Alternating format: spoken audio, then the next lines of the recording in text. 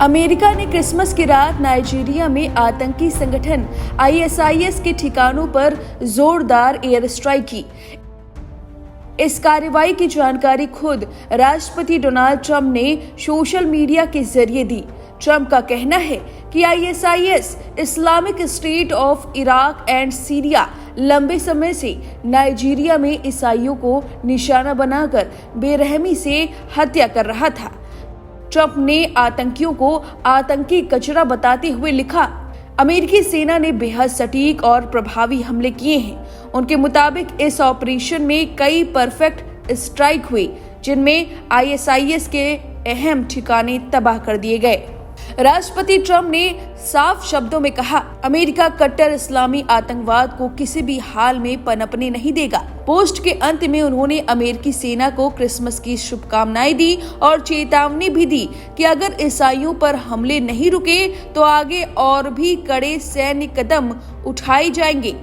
Trump ने अमेरिकी रक्षा मंत्रालय को मजाकिया अंदाज में कहा, डिपार्टमेंट ऑफ वॉर कहकर संबोधित किया और सेना की जमकर तारीफ की। ऐसी सटीक और साहसी कार्रवाई सिर्फ अमेरिका ही कर सकता है, ऐसा उन्होंने कहा। 7,000 से ज्यादा ईसाइयों की हत्या का दावा।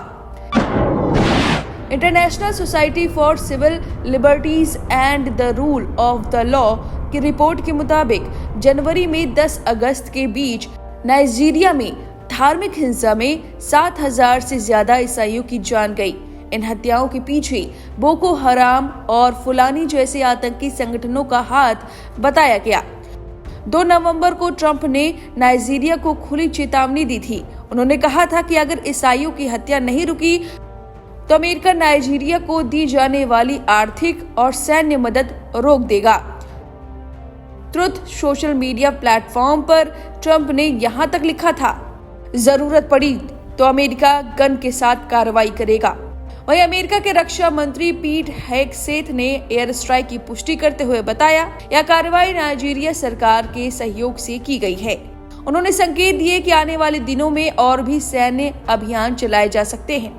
वहीं अमेरिका अफ्रीका कमांड के मुताबिक हमला नाइजीरिया के सकोतो राज्य में किया गया, जिसमें आईएसआईएस के कई आतंकवादी मारे गए।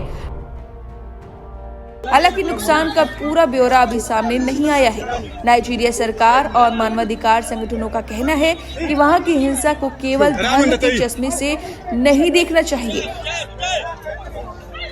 उनके मुताबिक आतंकी हमलों में ईसाई और मुस्लिम दोनों समुदायों के लोग मारे जाते रहे हैं।